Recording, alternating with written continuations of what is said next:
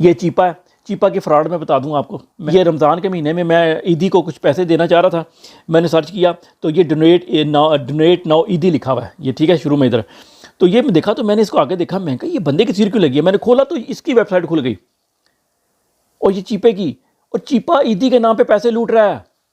اور پائی جی چیپا لٹیرا چیپا، یہ اسٹیبلشمنٹ کا پالتو، یہ ہے عیدی کی اصل ویب سائٹ. یہاں پر اگر آپ نے UK میں یہ آپ اس ملک کھولیں، پڑھ کے دیں، پیسے دیں اگر آپ نے عیدی کو دینے. عیدی کو اب آپ کو ایک اور چیز سن لیں، اس بندے کو لایا گیا تھا، ایک دم آیا تھا یہ بندہ.